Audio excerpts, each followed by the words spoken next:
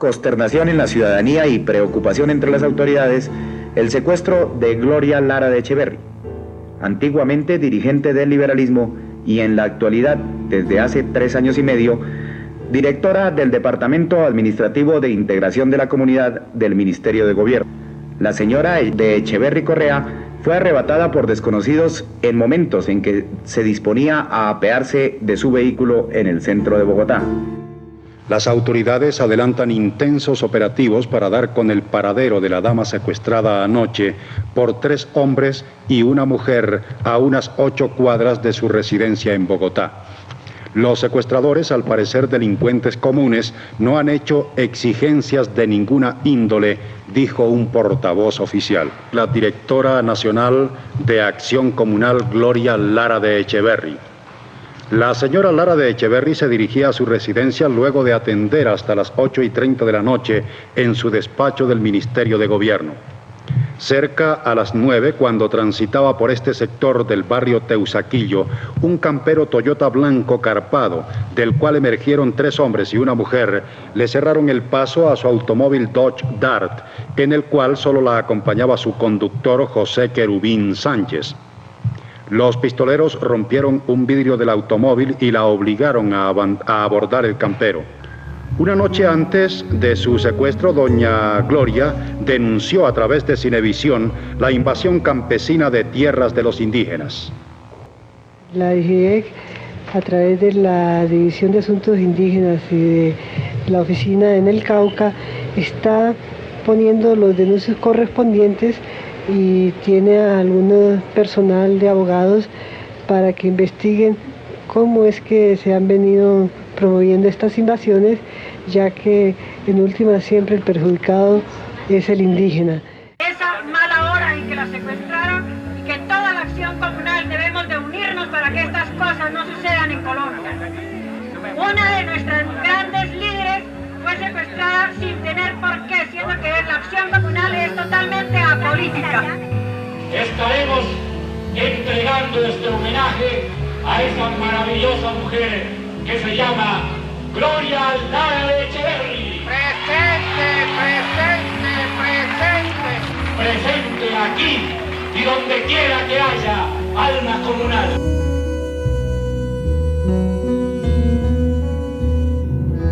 Pero es justo reconocerle que es una persona que ha dedicado durante casi 4 años su total capacidad y su total voluntad al servicio de las comunidades. Lamentamos sinceramente el atentado que se ha presentado contra la persona de la doctora Gloria Lara de Echeverri.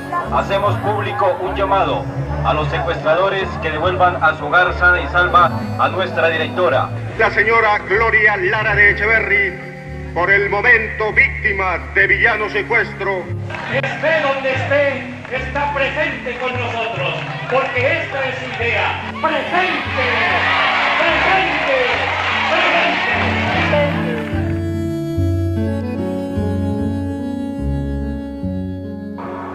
La paz no se consigue mediante el amedrentamiento. La paz no se consigue mediante el secuestro. La paz no se consigue en el enfrentamiento violento. La paz se consigue creando bienestar, y como Gloria Lara de Echeverri le generó y seguirá generando bienestar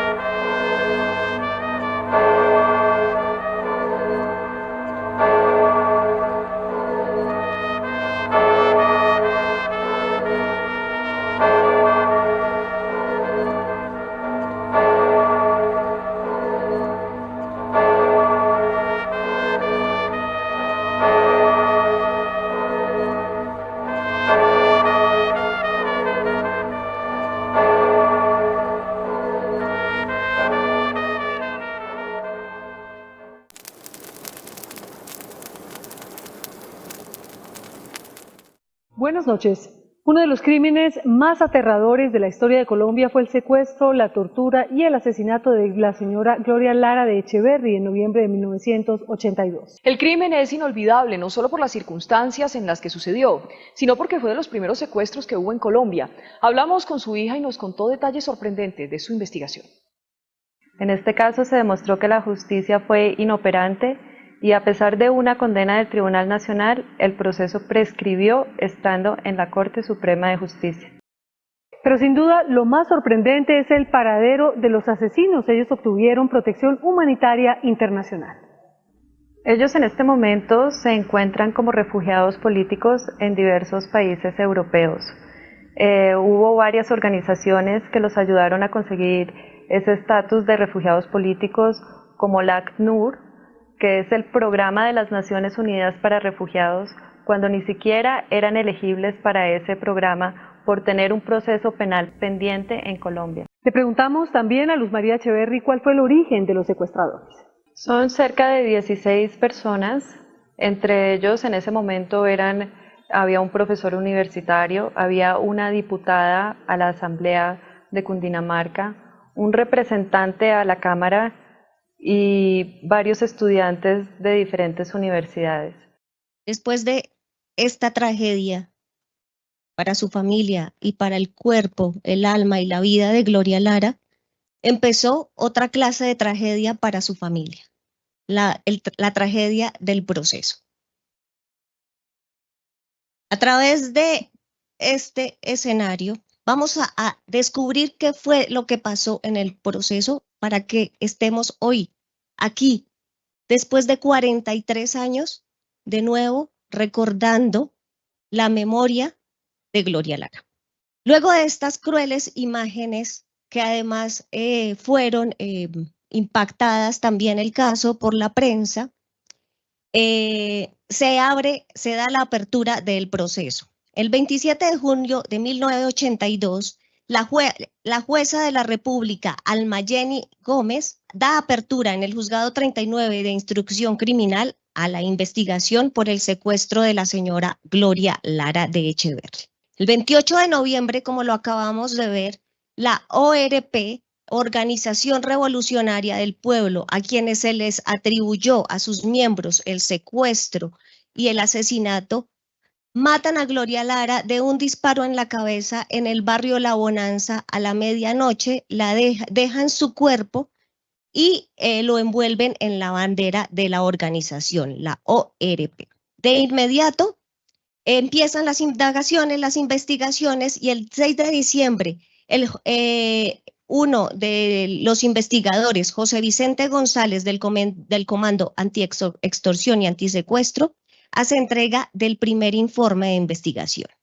En este informe de investigación sirve como base para el juzgado 47 de instrucción criminal ambulante, en donde su director, el juez Luis Eduardo Mariño, realiza la práctica de pruebas, resuelve la situación jurídica y decide con detención preventiva como medida de aseguramiento vincular a los presuntos responsables como autores de los delitos de homicidio a la pena de 28 años de prisión, a Juan Tadeo Espitia Supelano, a Freddy Rivera Arboleda, a Wilberto Antonio Rivera Mesa, a Efroilán José Rivera Mesa, a Emperatriz Santander Cancino, a Miguel Vargas Castro, a Hernando Franco de Laitz, a Robinson Rivera Arrieta, a José Miguel Gamboa López, a Gloria Medellín, a Enan Rafael Lora Mendoza y a Diana Giraldo Rodríguez.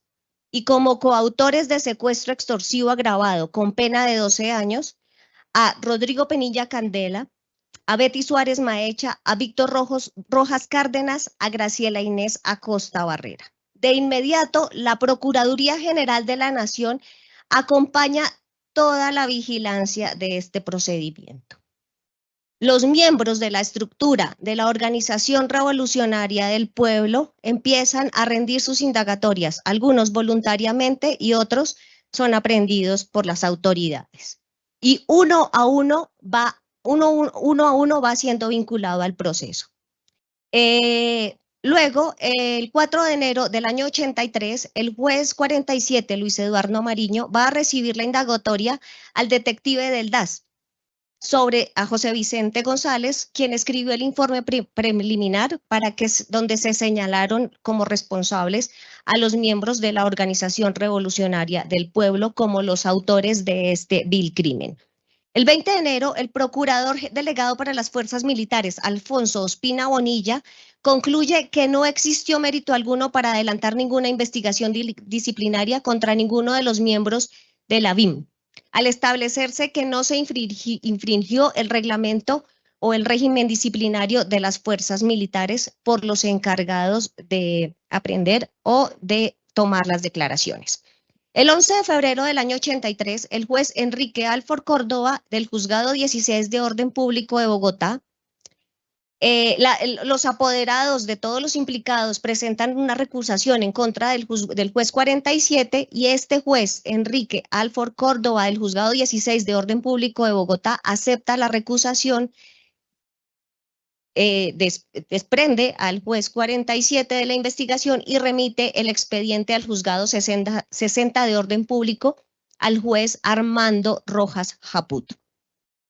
Luego, el juez 60 va a recibir ampliaciones de indagatorias de Freddy Rivera y Froilán Rivera, estos son hermanos, y este último indica que los dirigentes de la dirección de esto era una organización campesina de la ANUC Lidia Cincelejo y la ORP, la Organización Revolucionaria del Pueblo, son los mismos integrantes. Luego se cita al periodista de El Bogotano porque este medio de comunicación fue en todo el proceso y en todo el secuestro y luego en la muerte y en la posterior investigación fue clave porque intervino ellos tenían primero la información, ellos recibían primero las fotos, ellos tenían todo el contacto directo con los secuestradores, digámoslo, en lo que parecía en ese espacio. Y Jaime Torres, al hacer su indagatoria, es en donde aclara que no pertenece a ninguna corriente política y que si trabajaba en el periódico, en el Bogotano, era porque tenía libertad de escribir sobre un tema como la violación de derechos humanos y ya sea del delincuente común, del guerrillero o de cualquier otra clase de persona, pues las acciones de los grupos subversivos las han explotado periodísticamente como lo hacen todos los medios de comunicación, dejándonos una reflexión aquí pendiente. El 23 de marzo del mismo año 83 se venció esta comisión del juez de 60 y el proceso retornó al juzgado 16, en donde Miguel Gamboa se presentó voluntariamente a este juzgado para rendir su indagatoria. Posteriormente, el 20 de agosto, el juez 16, Enrique Alford Córdoba, declara cerrada la investigación y el 3 de octubre resuelve sobre la situación jurídica de los indicados, cancelándole los autos de detención, derogando las órdenes de captura y otorgándoles la libertad inmediata e incondicional a estas 17 personas que se encontraban privadas de libertad. Inmediatamente, el 7 de octubre, la doctora Graciela Gómez de Pulido, agente especial de la Procuraduría Delegada para el Proceso, apela a esta providencia del juez 16, en donde se revocan estos autos. El proceso es remitido al Tribunal Superior de Bogotá. Y el 8 de noviembre de 1983, el Tribunal Superior de Bogotá, en la Sala Penal, el despacho del doctor Raúl Trujillo Cortés, ordenó revocar la decisión del juez 16, Enrique Alford Córdoba, y ordenó que regresaran a la cárcel todos los indicados por la muerte de Gloria Lara de Echeverry. Pero cuando el juez toma esta decisión, dice que el juez anterior tomó esta decisión de manera equivocada. Y el tribunal critica fuertemente el proceder del juez 16 Alford tras analizar el expediente y concluyó que la intempestiva libertad de los incriminados carecía de alguna justificación o razonabilidad jurídica. Cuando se resolvió revocar esta decisión del juez Alford Córdoba, los implicados ya se encontraban fuera del país. Aquí es en donde empieza todo el drama porque los mismos abogados y los mismos jueces son los que impiden que se cumpla o que se dé cumplimiento a la justicia interna. El 22 de diciembre del año 83, el juez 16, Enrique Alford Córdoba, ordena repartir el proceso y adelantar nuevas diligencias y así el proceso retoma al juzgado al 39 de la jueza Almayeni Gómez. quien decide citar a indagatoria a los empleados del diario El Bogotano y seguirá avanzando en la investigación. En el año 84, la jueza Almayeni Gómez se da cuenta que el despacho del juez Enrique Alford no dio cumplimiento al fallo del Tribunal Superior que revocó la providencia y, en consecuencia, procede a liberar las correspondientes órdenes de captura en contra de los indicados: Tadeo Espitia, Robinson Rivera, Freddy Rivera, Wilberto Rivera, Emperatriz Santander, Froilán Rivera y Miguel Gamboa como coautores de los delitos de secuestro y homicidio en la persona de Gloria Lara de Echeverry, y asimismo contra Rodrigo Penilla y Betty Suárez por el delito de secuestro, conforme con las modificaciones hechas por la alta superioridad, y en consecuencia se libraron los oficios correspondientes. El 20 de junio del 84, el juez 47 Luis Eduardo Mariño, igual el primero encargado de la investigación, es llamado a rendir indagatoria ante el Tribunal de Bogotá debido a que los abogados de los implicados lo recusaron, pero finalmente por todas estas irregularidades que lo acosaban, él salió libre. El 29 de junio de 1985, el Juzgado de Orden Superior del Juzgado de Orden Público Seccional de Bogotá, el juez 16, Enrique Alford Córdoba, resuelve el cierre de la investigación y llama a juicio a Iván Darío Murcia y a Guillermo Rojas como coautores del delito de secuestro y homicidio y suspende la investigación temporal para estos indicados. De inmediato, la Procuraduría Delegada Clara Bernarda Cifuentes Orjuela apela a esta decisión. En 1986, el Tribunal Superior de Bogotá, conformado por los magistrados Raúl Trujillo Cortés, Beatriz Castaño de López y Marta Inés Carreño, analizan las pruebas y resuelven revocar la decisión del juez 16 y vincular de nuevo a todos los implicados inicialmente. De nuevo, porque carece de argumento la decisión del juez. Del juez 16. Aquí, la parte resolutiva, no me voy a detener a leer, pero lo dejaré en pantalla para que ustedes miran cómo se llama al juicio criminal con jurado de conciencia por los delitos de secuestro y homicidio a los ya mencionados y sobreseer de forma definitiva a Pedro Santander y de forma temporal a Marta Phillips Ford de Franco por los delitos que motivaron su vinculación, y confirma, en efecto, decretar el auto de detención preventiva contra Miguel Ángel Vargas, Hernando Franco, Gloria Medellín, Diana Giraldo y Enan Lora, y decreta auto de detención por secuestro contra Víctor Rojas y Graciela Acosta. Cópiese, notifíquese y cúmplase. Sin embargo, en 1986, los implicados otorgan poderes desde fuera del país a sus apoderados, y desde allí quedan en suspenso estas decisiones. Viene un lapso bastante extenso porque vemos que hasta 1992 este proceso es de los que va a quedar en manos de lo que tuvimos en Colombia de la justicia sin rostro. En esta etapa de los jueces de conocimiento sin rostro, el primer juez, el del Circuito de Orden Público de Cundinamarca, resuelve la absolución de estos procesados y ordena levantar nuevamente las órdenes de captura. De inmediato, la Fiscalía sin rostro IOV9 interpone el recurso de apelación. Y el 20 de agosto de 1992, el Tribunal Nacional de Orden Público, cuyo presidente era Alfredo del Toro Núñez, decide revocar en su totalidad esta sentencia. En consecuencia, condena a la pena principal de 28 años de prisión a cada una de las personas ya citadas y a la condena principal de 12 años de prisión también a los ya citados.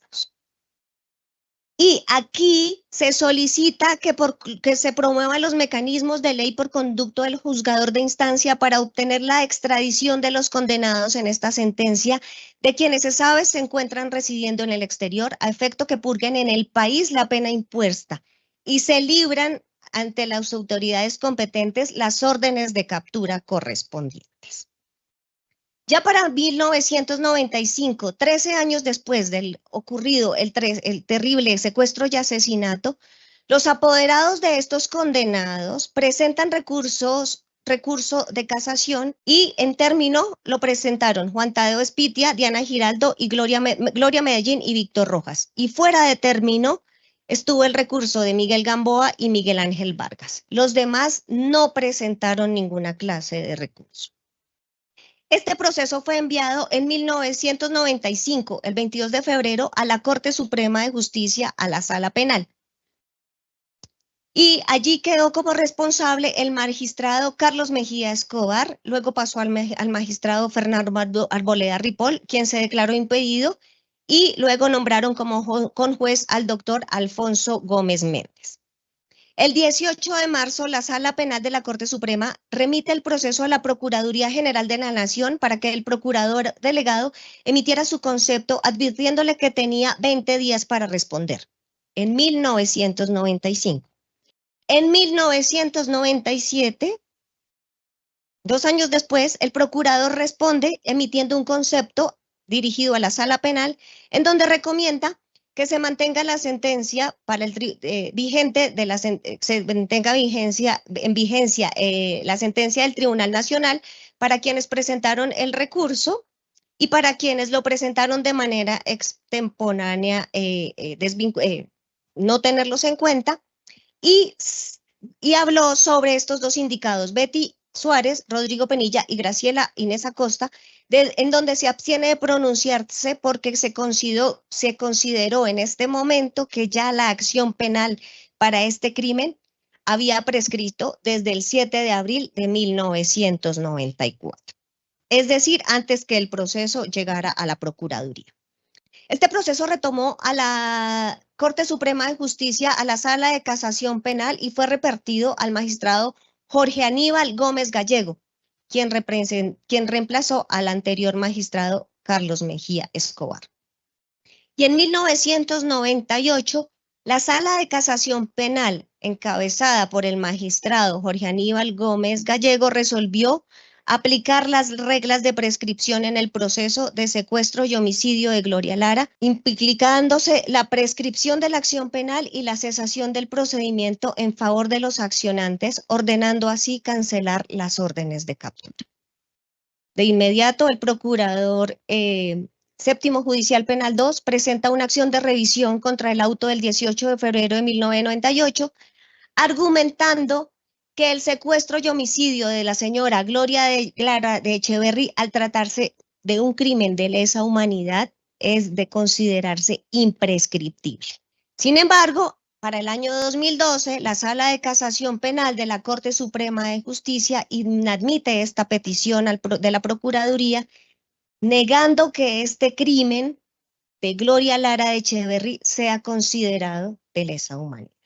En el año 2012, la unión de los hijos de Gloria Lara Echeverry en el 18 de octubre hace que presentemos este caso ante la Comisión Interamericana de Derechos Humanos en contra del Estado colombiano, solicitando que se declarara la violación de los derechos contemplados en la Convención Americana de Derechos Humanos, contemplado en los artículos 5, integridad personal, 8, garantías judiciales y 25, protección judicial de la Convención, en perjuicio de la señora Gloria Lara de Echeverry por la impunidad, por la falta de investigación y la falta de sanción a los responsables de parte del Estado colombiano. Es así como la familia ha esperado desde el año 2012 en que se surtió este proceso y este trámite ante la Comisión Interamericana con un largo procedimiento, hasta que finalmente la Comisión Interamericana de Derechos Humanos decidió emitir el informe de admisibilidad 373 del año 2022 de la petición 1924 del año 2012, convirtiéndose y abriendo este caso y denominándolo el caso 15.172.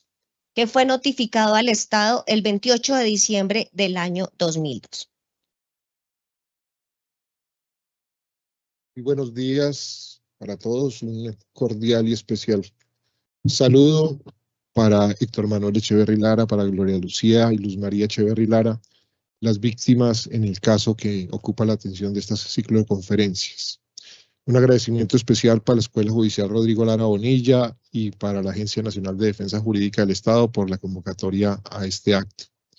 Y un agradecimiento también muy particular y especial a la doctora Carolina Estepa, representante de víctimas en este asunto. El día de hoy estamos llamados a reflexionar sobre el componente de justicia que se enmarca dentro de lo que significa este proceso de solución amistosa que se deriva de un ejercicio de una petición presentada al Sistema Interamericano de Derechos Humanos y sobre el que el Estado colombiano, como ya se hizo evidente en los videos que acabamos de escuchar, ha entrado en un proceso de terminación del litigio internacional a través de sus modalidades, que es los acuerdos de solución amistosa. Quisiera entrar compartiendo con ustedes un poquito la razón de ser del por qué tal vez estoy hoy aquí invitado a participar en este ciclo de conferencias. La razón es un tanto de orden personal. Yo tuve la gran fortuna de conocer a Héctor Manuel Echeverry, el hijo de Gloria Lara, desde épocas muy cortas de nuestra infancia. De colegio, Héctor era, como se dice popularmente, mi compañero literalmente de pupitre. En esa época los pupitres de los colegios eran de dos asientos, digamos, de dos puestos, y él era mi compañero de pupitre. Y para ese año de 1982, donde ya éramos compañeros de pupitre, donde ya éramos amigos, se sucede el secuestro de su madre. Y es un momento que realmente va a ser parte también muy importante dentro de lo que es mi desarrollo personal. Es impactante tener que vivir tan de cerca un momento de ese nivel de dramatismo y de dolor. Me permitió esa relación de amistad, ese vínculo tan estrecho que, insisto, puedo calificar como de compañero de pupitre, vivir ese episodio dramático de lo que fue el secuestro de Gloria Lara y su posterior asesinato. Como lo refiero, pues estábamos en el colegio, éramos estudiantes de colegio en ese momento. El homicidio de Gloria Lara precipitó la salida casi inmediata de su familia del país. Por cuestiones obviamente de seguridad y de amenazas, tuvieron que exiliarse muy rápidamente y salir rápidamente del país. Otro golpe duro a ese vínculo de amistad que tenía con Héctor Manuel, pues mi amigo tenía que marcharse lejos en épocas en las que la comunicación era compleja. Estamos hablando de 1982, donde no teníamos redes sociales ni medios de comunicación, lo que significó estar lejos, pero aún así manteníamos un contacto muy cercano. Yo desde esa época ya quería ser abogado, y aquí entró un poquitico este vínculo de la parte personal y humana que me vincula con este caso, con lo que es la actividad profesional que después a la postre termino realizando, que tiene que ver un poco también con el desarrollo de este proceso. Ya quería ser abogado, pero pues era estudiante de colegio, pero cuando terminé mis estudios escolares de educación en el colegio y pasé a la universidad, sin duda el caso de Gloria Lara se convirtió en una especie de referente de lo que simbolizaba el ejercicio de la justicia. Siempre estuvo muy presente en mí y siempre estuvo muy presente también en el proceso relacional con Héctor Manuel. Siempre que hablábamos o discutíamos, bien sea porque nos encontrábamos en uno de sus esporádicos viajes a Colombia o en circunstancias especiales por carta o por algún medio de comunicación, teníamos la posibilidad de compartir, hablábamos un tanto de lo que estaba pasando en el desarrollo del proceso judicial que tenía que ver con el secuestro y el homicidio de su madre. Si nos ubicamos en el contexto temporal en el que suceden los hechos y en el que se va a precipitar el desarrollo del proceso, ya la doctora Carolina en una oportunidad anterior hizo una alusión a una forma de línea de tiempo de lo que siguió el proceso judicial en Colombia, pero simplemente aludiendo a unos hitos importantes para reflexionar en torno a lo que simbolizó la justicia en el proceso de Gloria Lara Echeverry. Tenemos que tener en cuenta que estamos en 1982, en vigencia de un sistema procesal muy diferente al que tenemos hoy día, que llamamos penal acusatorio. En esa época era un proceso claramente inquisitorial, donde ni siquiera existía la Fiscalía General de la Nación, que viene a aparecer en la vida jurídica de nuestro país hasta 1992. Estábamos en la época en la que la actividad de investigación criminal se hacía a expensas de los jueces de instrucción criminal. Por eso entonces el juez 39 de instrucción penal militar, de instrucción criminal, perdón, va a ser quien va a adelantar la investigación a partir de la noticia criminal del secuestro. Pero posteriormente, y al ocurrir el asesinato en noviembre de 1982, ya vamos a tener una nueva noticia criminal derivada del homicidio de Gloria Lara Echeverry, que va a quedar en manos del juez 47 de instrucción criminal, en ese momento los encargados de adelantar los procesos de investigación. Quienes tuvimos la oportunidad ya de vivenciar el sistema judicial, y esto por lo que tiene que ver con la posibilidad que tienen las víctimas a la luz del derecho internacional de los derechos humanos de contar con recursos judiciales efectivos para materializar sus derechos, nos vamos a dar cuenta que esta época va a ser una época compleja, va a ser una época en la que la violencia en nuestro país nos lleva a, como ha sido ya costumbre, a reaccionar modificando las formas procesales, modificando el ordenamiento jurídico, la arquitectura de tribunales, la arquitectura o la forma a través de cual el sistema judicial responde a fenómenos criminales como el que estamos viendo. Vamos a tener para 1984 entonces el surgimiento de la justicia de orden público, un preámbulo de lo que después vamos a conocer como justicia regional o justicia sin rostro. Es un modelo de justicia derivado, digamos, de las complejísimas situaciones de seguridad y de criminalidad que se viven en nuestro país por el narcotráfico y por el terrorismo, digamos, que apareja estas conductas, y que nos va a hacer que el proceso que inicialmente se origina en la jurisdicción ordinaria a través de los juzgados de instrucción criminal termine a la postre, después de que se ha dictado el llamamiento a juicio o la resolución de acusación, siendo adelantado por un juez de orden público. El juez que va a adelantar la fase de juicio entre comillas, es un escenario donde la condición de reserva de identidad no hace posible el adelantamiento de un juicio como lo comprenderíamos hoy día, sino una fase de juicio con alegaciones y procedimientos que va a concluir inicialmente con una sentencia absolutoria, que va a ser apelada ya por la Fiscalía, en tanto que ya existe para ese momento la Fiscalía General de la Nación, y vamos a tener entonces entrando a operar el conocidísimo Tribunal Nacional o Tribunal de Orden Público, que también dentro de la jurisdicción especial eran magistrados con reserva de identidad.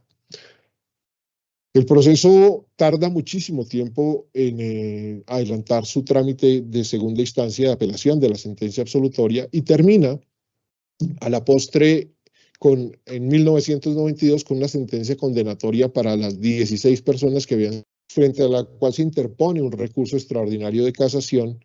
Y aquí otra de las reflexiones importantes: el recurso extraordinario de casación en ese momento permitía o exigía más bien que cada uno de los recurrentes contara con un traslado independiente por 30 días del expediente para que presentara la correspondiente demanda. Si estamos hablando de 16 personas, estamos hablando de 16 traslados de 30 días hábiles para bien abundante de tiempo. Pero van a pasar a otra serie de circunstancias. Estamos en un tribunal de orden público regional, se llamaba en su momento, o Tribunal Nacional de la Justicia Regional, donde los magistrados eran magistrados sin rostro, los funcionarios trabajaban a puerta cerrada, el edificio donde operaba este tribunal era una especie de pseudobúnker donde era muy difícil el acceso, pero donde esa misma condición de hermetismo hizo particularmente que sucediera algo llamativo en este proceso, y es que los cuadernos de un voluminoso expediente escrito, como se rituaban en esa época los procesos judiciales, algunos de esos cuadernos, si no estoy mal, uno de esos cuadernos se perdiera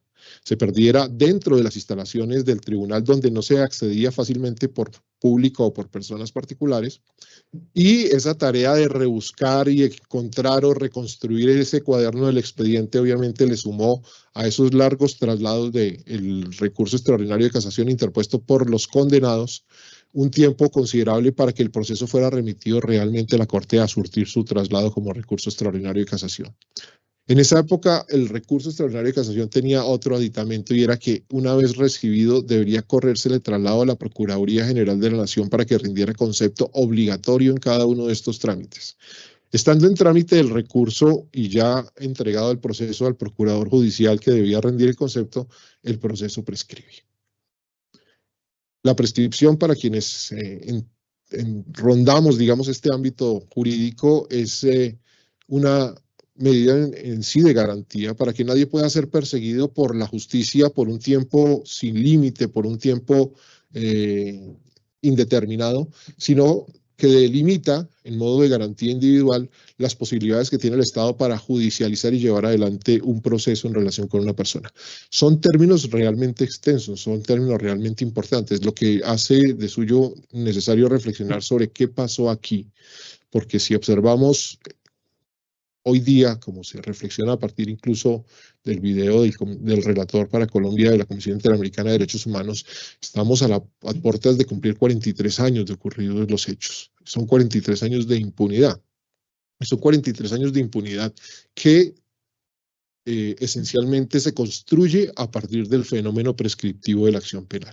O sea, la acción penal termina prescribiendo en momentos dramáticos, en momentos en los que se va a proferir una sentencia de carácter condenatorio contra 16 personas, frente a las cuales la justicia ha entendido existe un estándar de prueba que permite afirmar son los autores responsables de las conductas de secuestro y homicidio agravado de la que fue víctima Gloria Lara Echeverry y su familia.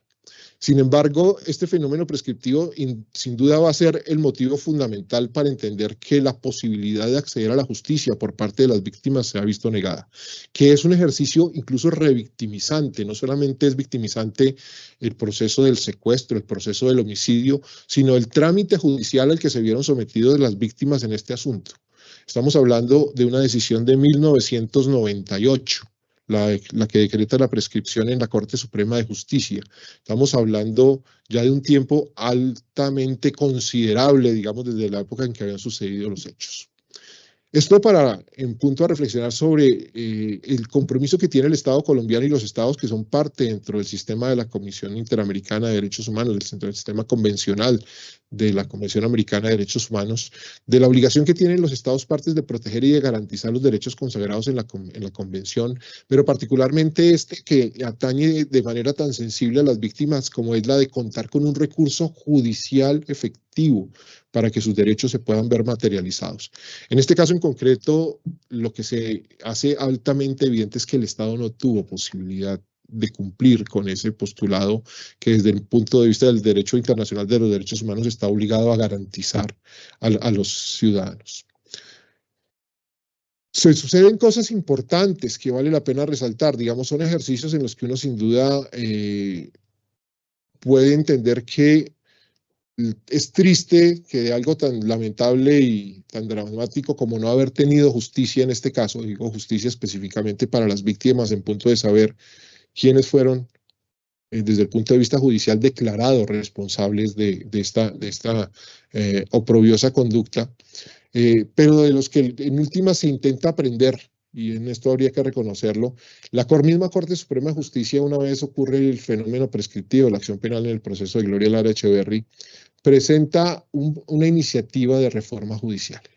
Una iniciativa de reforma judicial para modificar el trámite del recurso de casación. Sin duda ese fue uno de los pilares fundamentales para que este proceso prescribiera.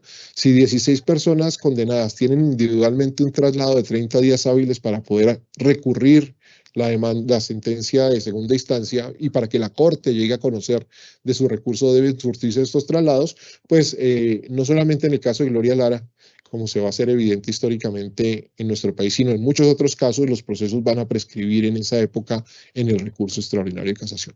La Corte entonces presenta una iniciativa de reforma desafortunada en algunos aspectos, pero que tenía esa loable intención de evitar la prescripción de los procesos en el recurso extraordinario de casación.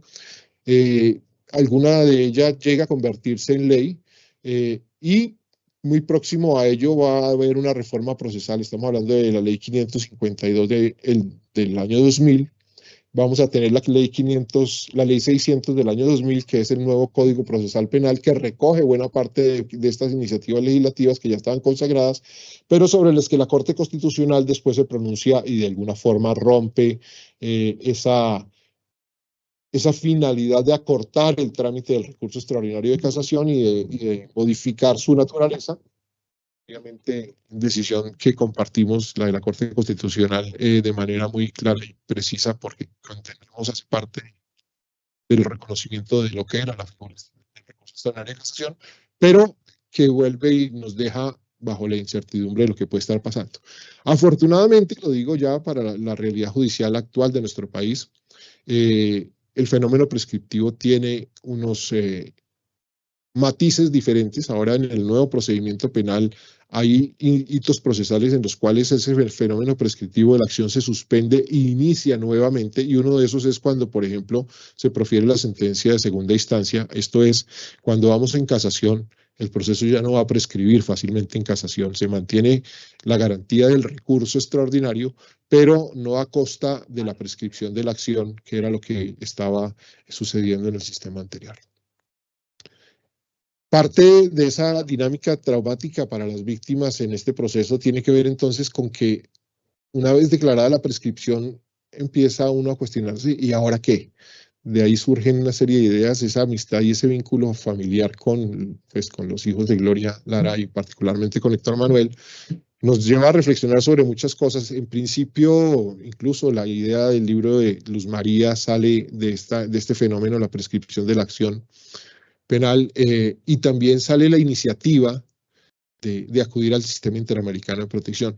No es comprensible para las víctimas directas, en este caso, entender por qué debe buscarse la responsabilidad internacional del Estado frente a lo que le sucedió, porque para ellos, entiéndase, la idea de justicia está relacionada con el tema de poder determinar judicialmente quiénes son los autores responsables de lo ocurrido con su señora madre, y no que el Estado tenga algo que ver, porque pues tenían claro que el Estado no había participado del secuestro y del homicidio.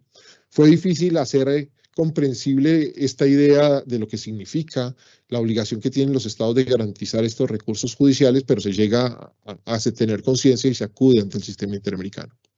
Se acude ante el sistema interamericano en un proceso que es complejo, que demanda un tiempo, que afortunadamente en este caso tiene una admisibilidad en relación con la petición presentada en representación de las víctimas, oportunidad que tuve en esa época por mi condición de abogado litigante para ese entonces, para el año 2012, de poder gestionar, y que nos tiene hoy día aquí pensando y reflexionando sobre lo que debe ser la justicia. En conclusión, ya para ir cerrando un poco mi intervención, les podría compartir, digamos que desde lo personal, este proceso termina siendo claramente evidente que el sistema judicial muchas veces no está construido realmente para satisfacer estos derechos de justicia, que está articulado de forma equívoca, que los operadores y quienes dirigen la política judicial del Estado en buena parte participan de las dificultades que esto entraña. Si miramos en retrospectiva, si miramos hacia atrás, hoy valdría la pena evaluar hasta dónde fue necesario y justificable la creación de la justicia de orden público, la creación de la justicia regional, donde lo que generamos muchas veces fue dilaciones y trámites que se repetían o se tenían que rehacer por condiciones de garantía o de nulidades que se visualizaban en esos espacios en particular, y que visto hoy día en el caso concreto de Gloria Lara se traducen en la prescripción de la acción penal y en la impunidad desde el punto de vista de lo que en justicia representa a las víctimas el poder no contar con la posibilidad de saber judicialmente quiénes fueron los autores responsables del secuestro y el homicidio de Gloria Lara Echeverri. Seguramente hay muchas otras cosas que podríamos desentrañar de lo que hemos querido visualizar el día de hoy desde la perspectiva de la justicia, pero bueno, el tiempo está limitado a esto, simplemente es como dejar en el campo de la reflexión y del debate algunas ideas en particular. Muchas gracias. Buenos días.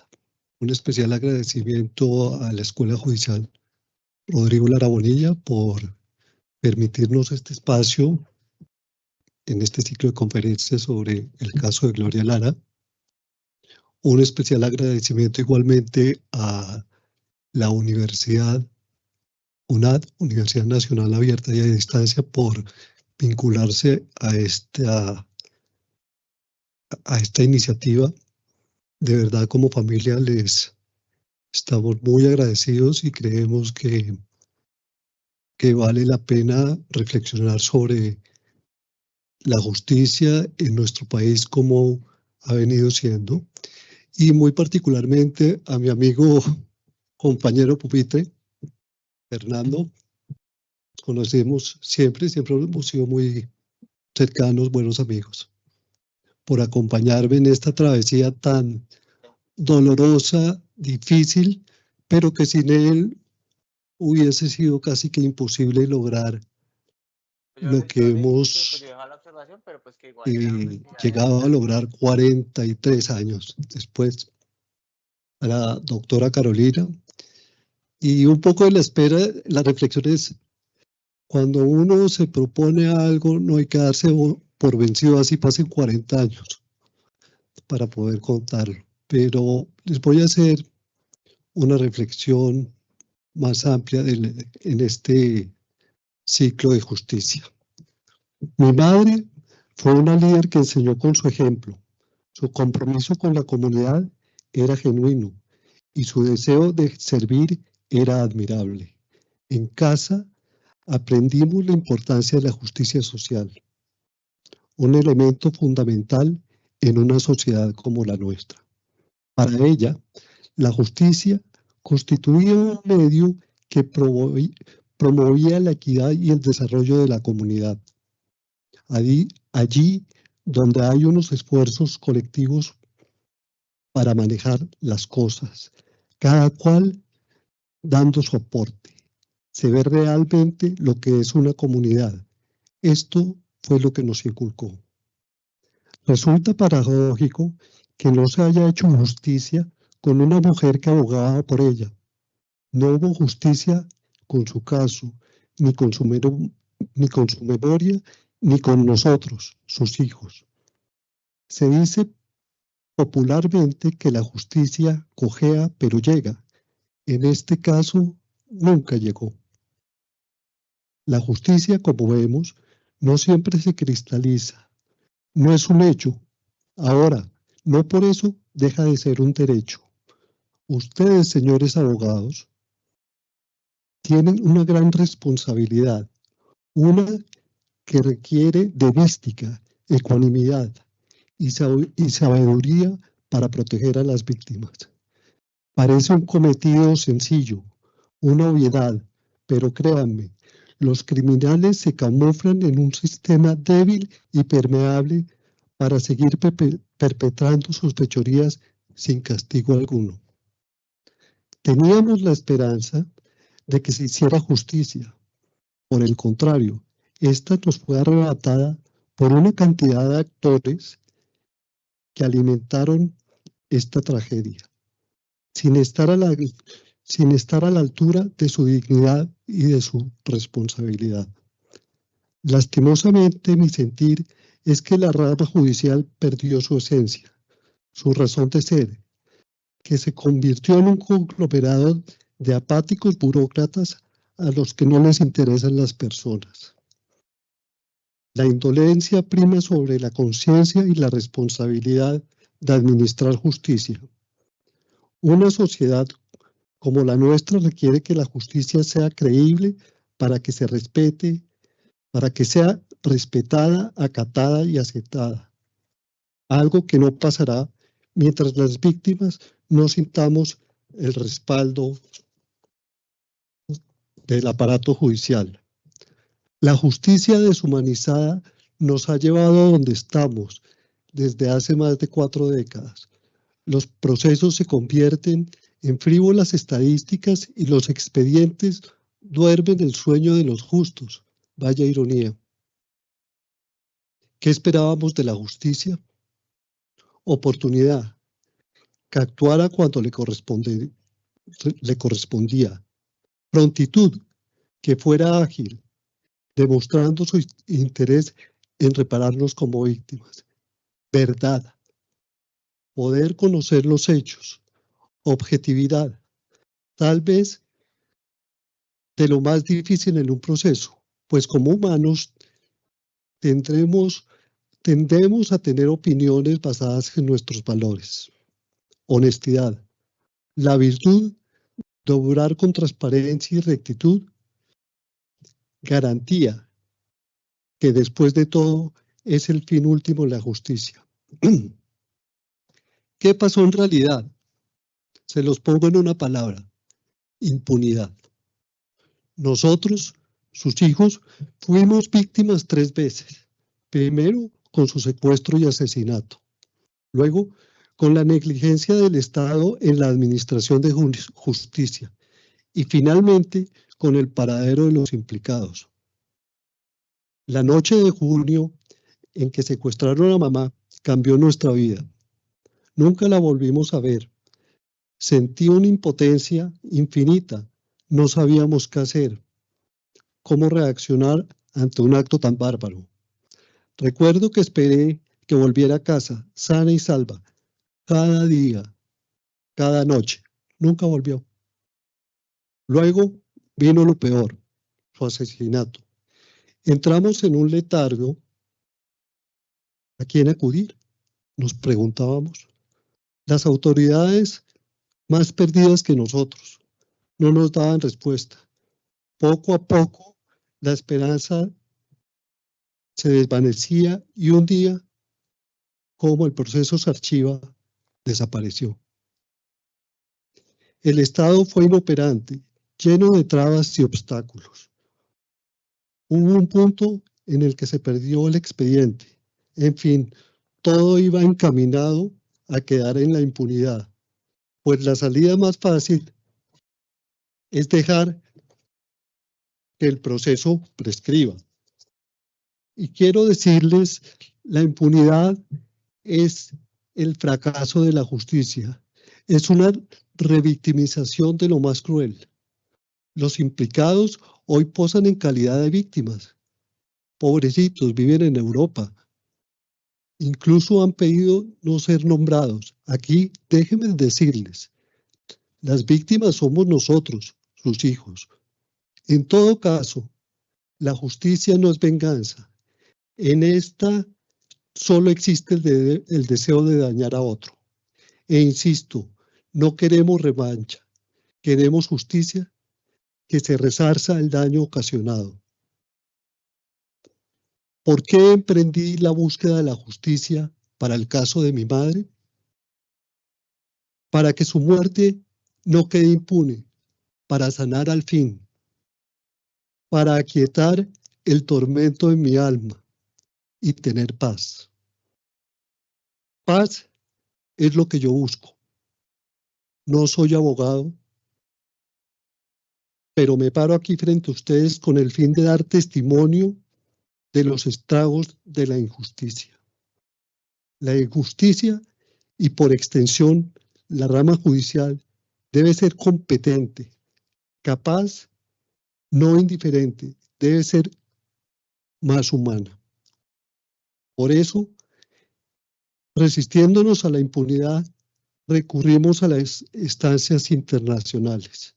Elevamos una petición ante la Comisión Interamericana de Derechos Humanos para que el Estado reconociese su responsabilidad y su participación en la impunidad a la que parecía condenada mi madre en Colombia. Gracias. Muchas gracias. En esta oportunidad, cuando empezamos a hablar de justicia, queremos invitarles a todos y todas, a quienes son operadores de la justicia y a quienes son usuarios de la justicia, porque en cualquier momento podemos estar en uno de estos roles siendo usuarios de la justicia, a que pensemos y a que nos pongamos un poco también en el lugar de la familia, en el lugar de la víctima directa y de lo que se espera en un país. Y con todos estos avances, como lo hemos ido escuchando y desarrollando en las otras conferencias, sobre qué se espera para la justicia con enfoque de género, qué pasa con la impunidad en los casos cuando la víctima es una mujer y cuando la inoperancia del Estado no permite la sanción y la identificación y la condena de estos responsables, va a generarse un mensaje negativo. Y precisamente estas clases de violencias en contra de las mujeres es lo que vamos a ir desarrollando también a través de los instrumentos internacionales y adoptados por el gobierno colombiano. ¿Para qué? Para precisamente impedir esta impunidad, la impunidad de los asesinos, porque es lo que va a marcarse también como parte del premio, ¿sí? Que no se debe dar premio a quien comete esta clase de actos inhumanos, crueles y degradantes en contra de una mujer, y en consecuencia es la justicia o la inoperabilidad de la justicia la que va a acarrear y a ocasionar esta gran falencia en un Estado social de derecho. Entonces, en este orden de ideas, como acabamos de escuchar desde el comienzo del proceso y cómo va entonces la interpretación para los hijos. Entonces, Héctor Manuel. Yo quiero hacer una reflexión importante que me parece muy relevante. ¿Sí se escucha? Que me parece muy importante para tener en cuenta. Y es que la justicia debe ser imparcial, no debe haber injerencia por parte de otros actores ajenos a la rama judicial, llámese, por ejemplo, de otras ramas del poder público, sino al contrario, debe haber el acatamiento de estas ramas por parte de estas personas en lo que se refiere cuando se emite un fallo judicial. No estamos en una democracia y parte de la característica de esta es que las tres ramas del poder público son independientes y autónomas. No es válido que una rama, bien sea la ejecutiva, pueda intervenir, opinar o reflexionar sobre un fallo judicial porque para ello es totalmente independiente.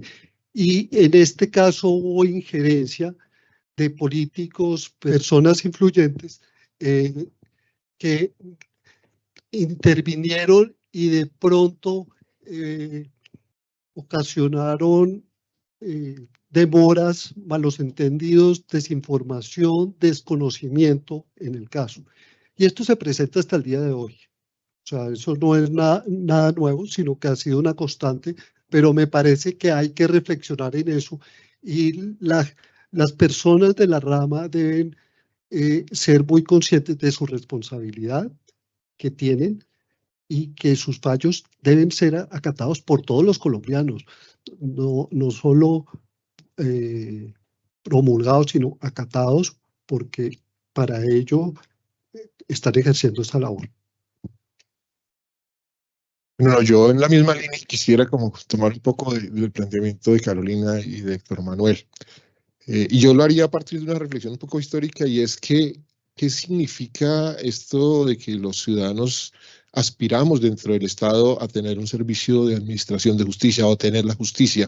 Si uno lo mira bajo la lógica de lo que ha significado el surgimiento del Estado moderno después de la Revolución Francesa, y entendemos que lo que se quiso en ese momento fue que los ciudadanos de alguna manera le entregáramos a ese nuevo ente que estábamos creando, esa nueva forma relacional que llamamos Estado, el ejercicio de la administración de justicia, particularmente en el ámbito penal, bajo la idea de que no pudiéramos seguir ejerciendo funciones de vindicta, de venganza, de justicia por propia mano, sino que fuera ese nuevo ente que se encargara en representación de todos de prestarnos ese servicio de administración de justicia, de que pudiera entonces a partir de unas nuevas formas del debido proceso administrar justicia. Esa expectativa es sin duda una de las razones más importantes de la existencia del Estado. Esto para decir, o sea, un Estado sin justicia, como se dice popularmente, es un Estado fallido.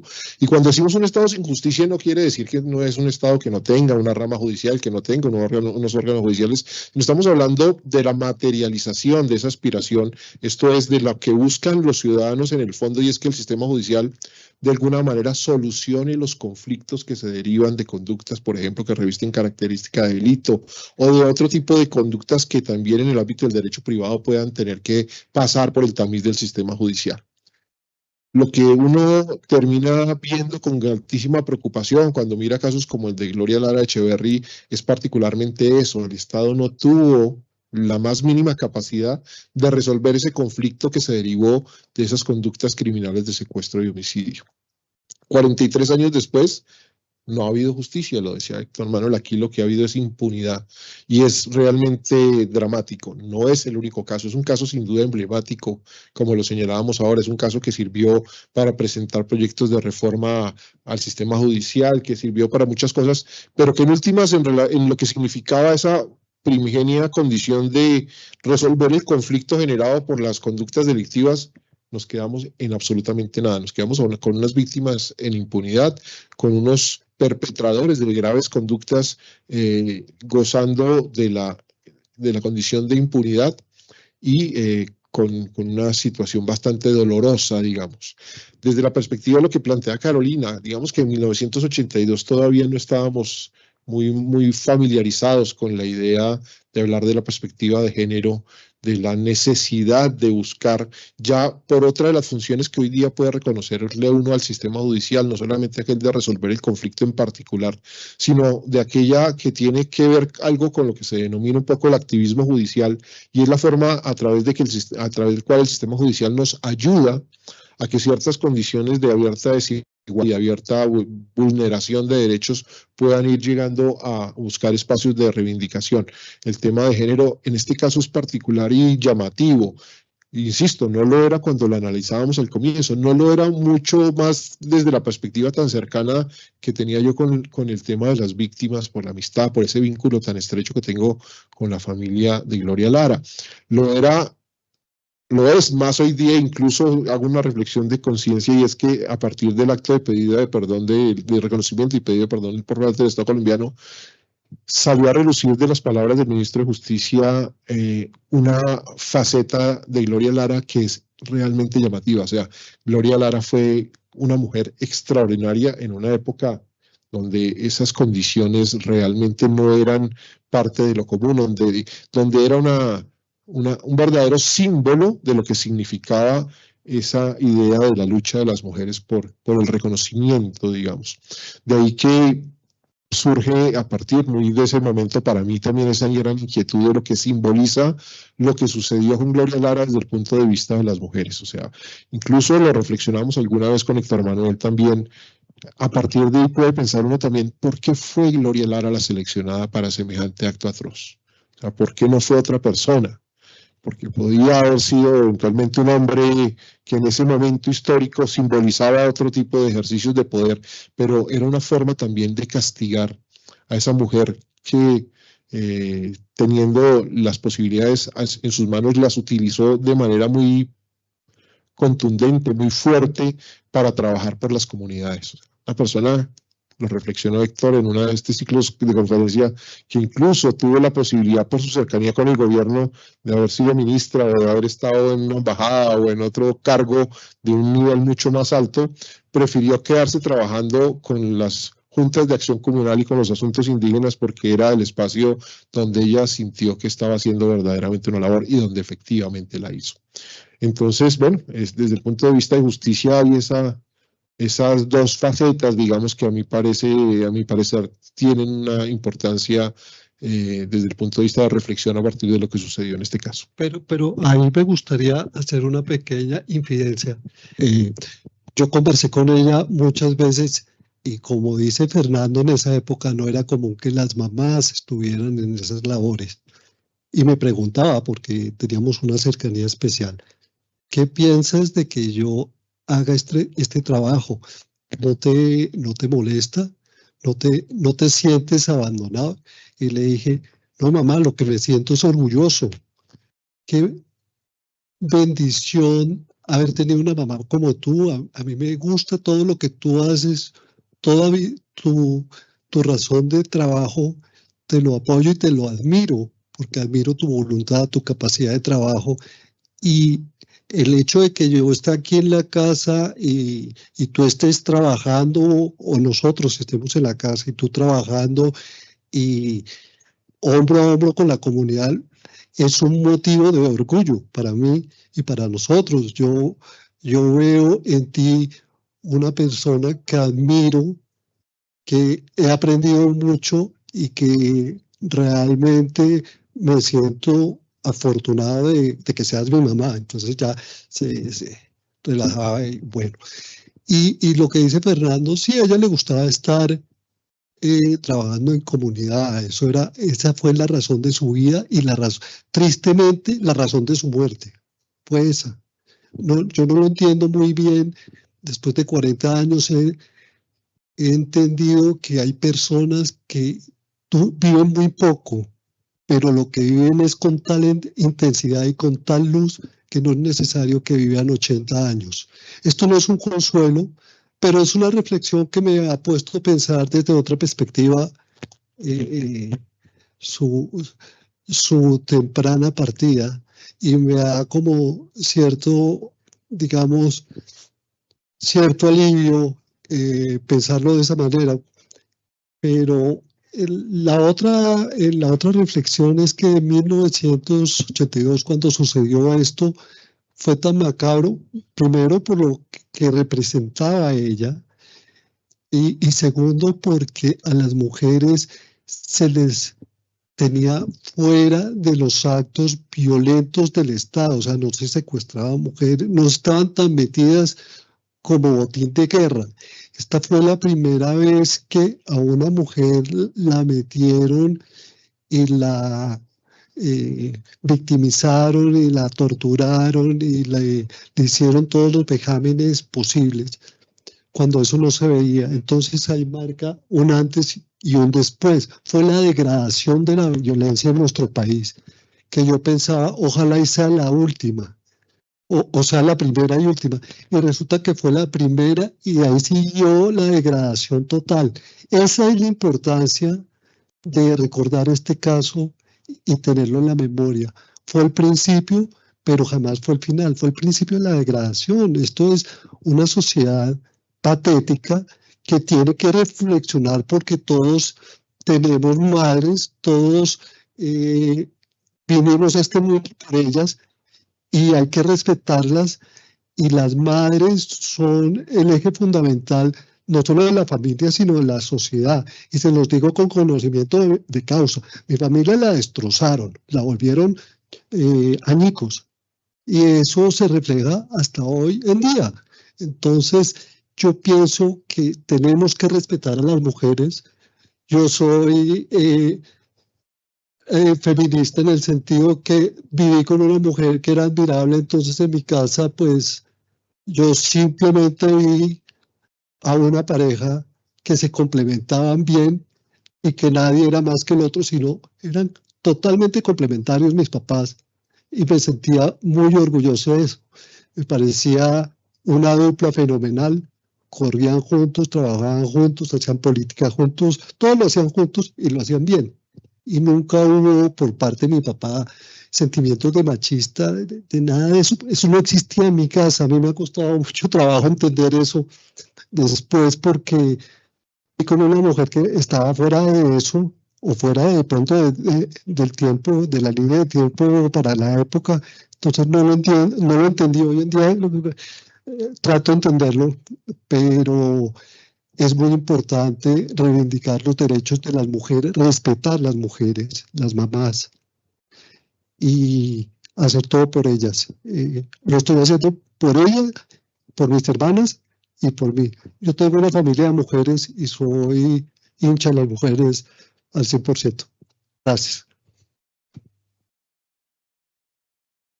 Sector Manuel, y pues para ir cerrando, la invitación también en este ciclo y en esta conferencia de justicia es reflexionar sobre la justicia con enfoque de género que sea real, que tenga una visión real, que tenga un análisis real sobre los hechos, sobre el componente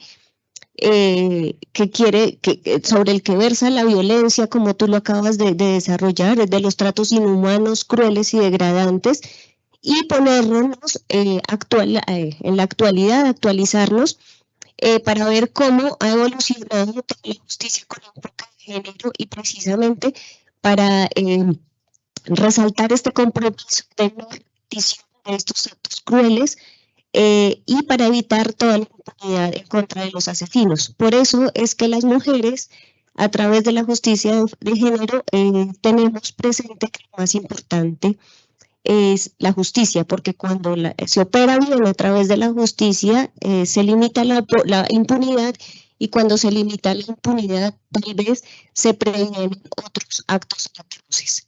Y también para resaltar que actualmente todos estos delitos, como es el caso de tu mamá, aunque la justicia no lo haya reconocido, si es un delito, si tiene el componente de y esto genera una condición especial y es que estos casos no prescriben. Entonces, cuando se refleja la justicia en los estados, en un estado social de derecho, también se va a reflejar en el comportamiento de su sociedad, es decir, en la no violencia en contra de las mujeres. Ese es uno de nuestros puntos fundamentales en la construcción de este caso, en la construcción de esta memoria, en la construcción de la verdad y en la construcción de la justicia para Gloria de Echeverry, para sus hijos, para su hijo e hijas, porque precisamente como el Estado fue tan inoperante, nos corresponde a nosotros, precisamente nos ha correspondido como representantes y en este camino de la búsqueda de la justicia, pues construir esta memoria. Entonces, agradecemos ya para cerrar pues todo su acompañamiento aquí a los presentes, a quienes nos han acompañado a través de la transmisión en vivo, a la Escuela Judicial Rodrigo Lara Bonilla, a través de la doctora Sara León Lara, porque curiosamente compartió un apellido, quien ha sido la encargada realmente con su corazón y con su trabajo de apoyarnos y de hacer que se pueda, digamos que desarrollar esta medida, y a la Universidad Nacional Abierta y a Distancia, con el apoyo de la doctora Marta Viviana Vargas, la decana de Ciencias Humanas. Entonces, y a la Agencia Nacional de Defensa Jurídica del Estado, quien a través de la doctora Edna Rocío Peña también pues se ha colaborado para el cumplimiento de esta medida. Entonces les invitamos a todos y a todas a analizar este caso, a visitar la página oficial de Gloria Lara de Echeverry en el canal de YouTube y a enterarse de todo, de la infamia, de la impunidad y de todo lo que tuvieron que soportar no solamente ella como víctima directa, sino toda su familia. Entonces, gracias por su solidaridad y gracias por no dejar que el olvido sea el premio para los perpetradores y por la construcción de esta memoria. Que tengan una feliz jornada.